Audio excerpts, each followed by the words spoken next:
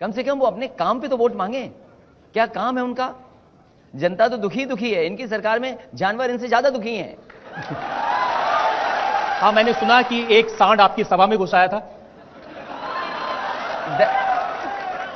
दरअसल हुआ ये कि एक सांड अपनी शिकायत लेकर के हरदोई में सुरक्षा घेरा छोड़ करके मुख्यमंत्री जी से मिलने गया।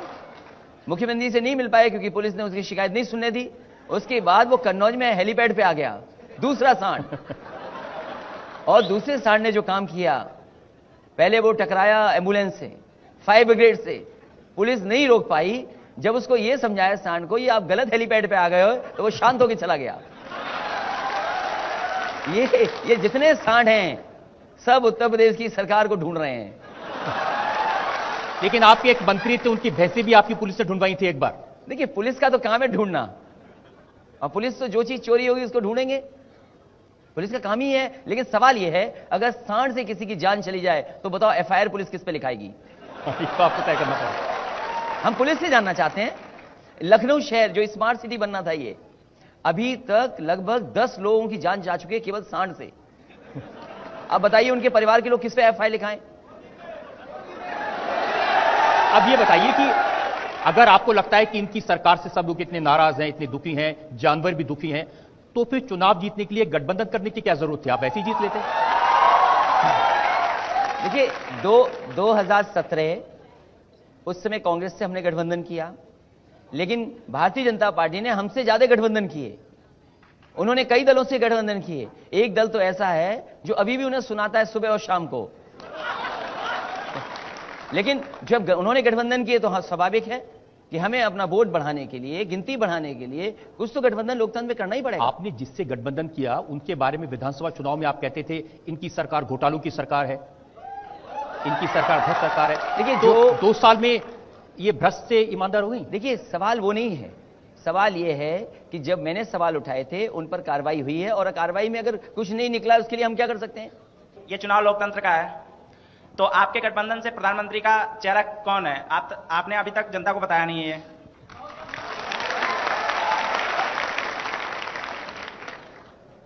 देखिए, ये गठबंधन इसलिए है कि देश को नई सरकार मिले, और पुरानी सरकार हर मसले पर असफल हो चुकी है।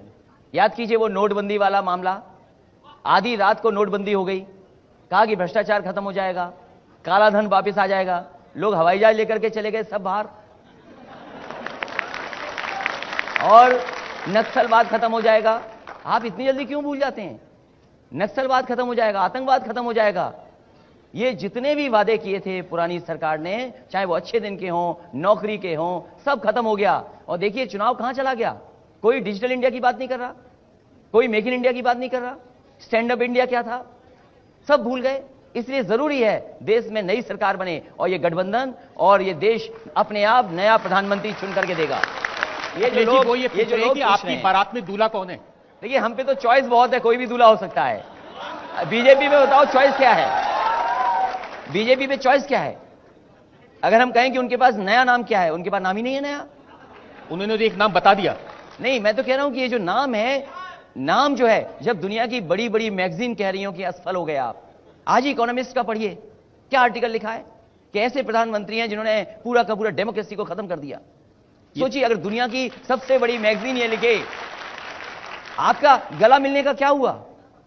आप गले मिलते रहे लोगों से, लेकिन वहीं दुनिया की सबसे बड़ी मैगजीन लिख रही है कि आप सबसे बड़े खतरा है डेमोक्रेसी के लिए। ये तो आप बहुत दिन से कह रहे हैं। नहीं, ये आज की बात है। ये तो पुराना तो हम कह ही रहे थे। हमारा सुनता कौन है? हम तो लोगों को समझाते रहे, हम समझाते रहे कि देखो एक्सप्रेसवे बनाया है, मेट्रो लखनऊ में दी है, लोग बुलेट ट्रेन का इंतजार कर रहे थे। किसी को मिली बुलेट ट्रेन?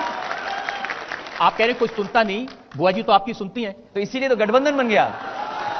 और देखिए इस गठबंधन से कितने घबराए लोग हैं। और वो ये कह रही है कि मेरे पास अनुभव है, तजुर्बा है, मैं दिल्ली जाके काम संभाल सकती हूं। देखिए, एकदम ठीक कहा उन्होंने। ये बात तो स्वीकार करनी पड़ेगी आपको कि वो इस प्रदेश में कई बार मुख्यमंत्री रही हैं और अनुभव है उनके पास। लेकिन वो तो चुनाव ही नहीं लड़ रही हैं।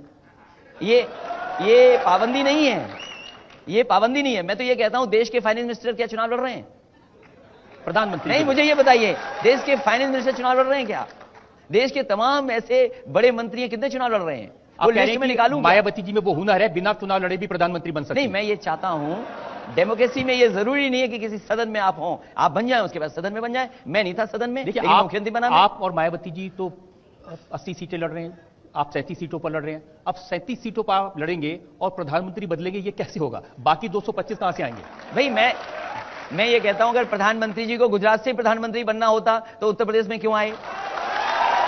आपको आपत्ति है कि उत्तर प्रदेश आने से? नहीं, मैं ये आपसे जानना चाहता हूं कि अगर उन्हें प्रधानमंत्री बनना ही था तो वो बन सकते थे किसी और प्रदेश नहीं, से, मैं तो पूछ रहा उत्तर हूं प्रदेश कि- से क्यों आए? मैं पूछ रहा हूं कि 37 सीट लड़ने वाले बाकी 225 कहां से लाएंगे? मैं आपसे कह रहा हूं कि उत्तर प्रदेश की 70 सीटें आज हटा दीजिए, बहुमत में बीजेपी नहीं है। तो मैं ये पूछ रहा हूं कि वो आपके पास कैसे बहुमत आएगा? चलिए, आप 70 की 70 जीत गए। मैं ये कहता हूं, आज देश में समस्या क्या है? आप चौकीदार बन गए लेकिन क्या जो देश के चौकीदारों की समस्या सुनी आपने? आप आशा कार्यकर्ताओं की समस्या है, आशा इसी तरह आंगनवाड़ी वर्कर्स की समस्या है, रोजगार सेवक की है। आखिरकार ये समस्याएं पैदा किसने की? शिक्षा मित्रों ने 1000 लोगों ने जान दे दी है, आत्महत्या कर ली। ये समस्याएं किसने दी? केंद्र सरकार ने दी। एक राष्ट्रीय पार्टी ये कहती है कि योजना आयोग खराब है, एक राष्ट्रीय पार्टी ये कहती है कि नीति आयोग खराब है। तो आखिरकार इनकी समस्या समाधान कौन करेगा? ये ग्राम सभा स्तर पे ये जो नौकरियां हैं, चाहे वो रोजगार सेवक हों, आखिरकार किसने उलझाई हुई हैं? ये बीजेपी और कांग्रेस दोनों ने उलझाई हुई हैं। ये जितनी भी रीजनल पार्टीज हैं, कम से कम इनके पास सॉल्यूशन है और सॉल्यूशन निकलना चाहिए, वरना आधी अधूरी योजनाओं से कोई भला नहीं होने वाला। मेरा क्वेश्चन ये है कि आज से 24 साल पहले बहन जी ने कसम खाई थी कि मैं समाजवादी पार्टी से कभी गठबंधन नहीं करूंगी, फिर कसम खाई कि मैं भाजपा से गठबंधन नहीं करूंगी। अब क्या गारंटी है कि इलेक्शन खत्म होने के बाद, सीटें आने के बाद वो भाजपा में जाएं या ना जाएं? इसका क्या गारंटी है आपके पास? देखिए, एक बात तो आप मान लीजिए कि ये गठबंधन इसलिए है कि देश को इन ताकतों से बचाना है जिन्होंने देश को बर्बाद किया है।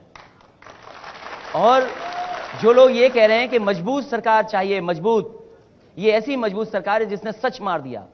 क्या आप चाहते हो लोकतंत्र में सच मर जाए? आप सवाल नहीं पूछ सकते उनसे। मैं आपसे जानना चाहता हूं, सरकार से जानना चाहता हूं, इन्होंने तो ये कहा था कि एक सर अगर जवान का आएगा तो हम 10 सर लेकर के आएंगे। क्या हर दिन एक जवान शहीद नहीं हो रहा? क्या आंकड़े सरकार देगी? कभी नहीं देगी। और जिस दिन प्रधानमंत्री जी और भारतीय जनता पार्टी के लोग ये बात कर रहे थे कि हम नक्सल खत्म कर देंगे, नक्सलवाद खत्म कर देंगे, उसी दिन हमारे 15 जवान शहीद हो गए। तो सोचिए आप।